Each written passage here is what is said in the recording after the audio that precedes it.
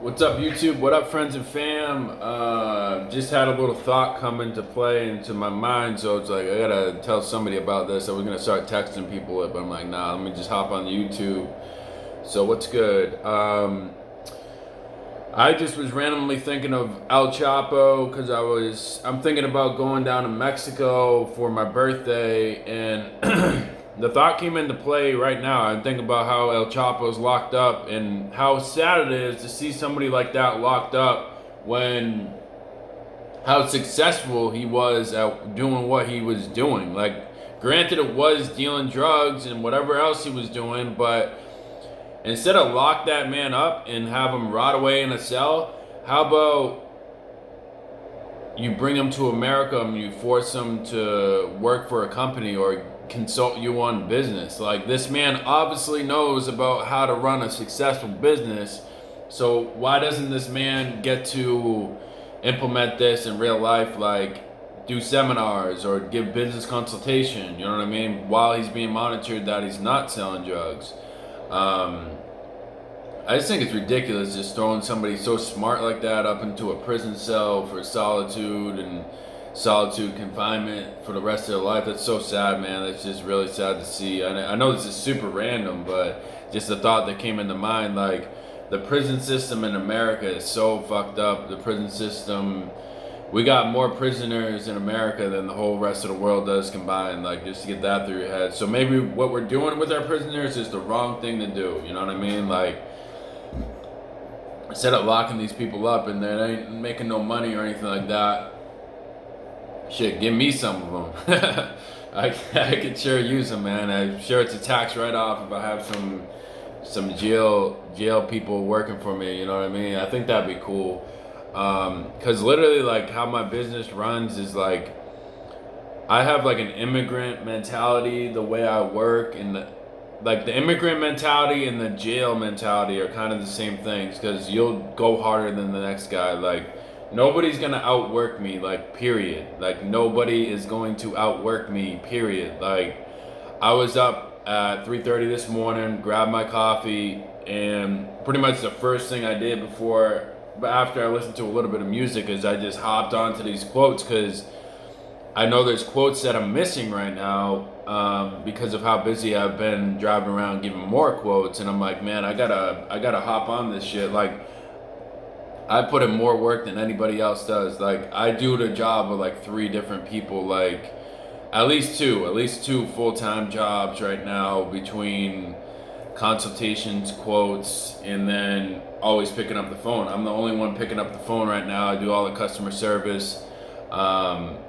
I'm not doing any of the groundsman work. I would love to, man. Like, it's crazy because my mind goes like, fuck, I miss the groundman work. So I really need to get consulted about how to line up work for the whole summer, or at least like 3 or 4 months in advance, because then that way I have more time to do what I actually want to do if I want to get out there and help the guys with groundsmen, which would be fucking fantastic, because I pay myself already, but then if I'm out there helping along it speeds up the process. So maybe like a 6-day work week with 2 people would turn into like a 4 or 5-day work week with just me. I mean, with a 3-man crew, you know what I mean? So little shit like that. I'm not trying to skimp my guys on the work or anything like that, but you just turning a 6-day week into a 5-day week, I make way more money.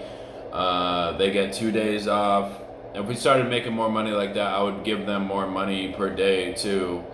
And that's just how I operate, man. I just, over here sitting, I could probably learn some shit from El Chapo over here about how to relate what he did to my business, because he made it from fucking nothing, man. Like, he made it from the slums of fucking Mexico, and now he's, I don't know what he was when he got arrested, probably a billionaire. But I don't care, man. That's fucking impressive as fuck, man. I'm proud of him for doing that, man. You know what I mean? I don't think, like, he probably didn't do too much fucked up shit, because I heard he's a really good guy and he gave back to the community as much as he could, which I'd like to think I do too, because I try to pay my guys really well, and when I'm feeling it, like, I'll help a person out. You know what I mean? Like, I'll just help a person out. with no intentions of getting the money back or no intentions of getting the act back. I just want to be there for people, show them that somebody really cares, because your boy's been down to the gutter as far as like, I've been pretty poor before. But I'll put it this way, I've always come from a middle class family, so I've always had mom and dad to rely on. If anything went really, really south, I could always come back home and live for free. And you know, I'm still had to work for everything I had, but you know, the fact of the matter is I would never have been homeless or anything like that, which pretty much everybody has that, you know what I mean? Like if you have friends that you can go live with when shit hits the fan, then you're in the same position. We're not any different. That's where my work ethic comes from, because I've noticed since a young age, like how hard my parents always worked. Like my dad worked like sometimes like 20 hours a day type shit growing up. So I saw him working so hard and, you know, learned from what he did, got his work ethic, and that's the easy part. Work ethic is the easy part for me. But then it's about implementing these things I'm telling you about using your brain rather than your hours. Like it's a good thing that you can put in as many hours as anybody else, but when you want to make these hours as useful as possible, so you make as much money as possible, like does it make sense for me to be a laborer and make $25 an hour versus does it make sense for me to quote these jobs, line them up, and then help people do the work? You know what I mean? That's what it all comes down to, is using your fucking mind, embracing these seminars online, embracing Tony Robbins, all this shit. It's just real life shit. And then always listening to our conscience, because our conscience always tells us the right thing to do. You know, never work for cheaper than what you're worth, because when you work for cheaper than what you're worth in America, you're fucking up the economy. You might not think you are, but for example, yesterday I did a tree job, came out to like $2,000, and really that was like a $3,000, $4,000, not a $4,000, but at least a $3,000 job, and I went way too low. We got out there fast too, so yeah, it's a $3,000 job. I went like $2,100, so I'm missing out on $900. But besides the fact, fuck me, you know what I mean? Fuck me, whatever. I'm missing out on $900. But the fact of the matter is that this lady is going to tell other people what I charged, and then everybody in her circle is gonna know, oh, she got $2,100 for this big tree plus 3 trees trimmed. So that's horrible for the tree community. So I apologize to everybody for that. But the same thing is, you need to implement that in your life, whether you're just a worker or a business owner. Just like when I was driving trucks, like don't take anything less than $250 a day for driving trucks. Same thing if you're a tree climber. I wouldn't take anything less than $250 a day, $300 a day. If you own your own equipment, it's $500 a day.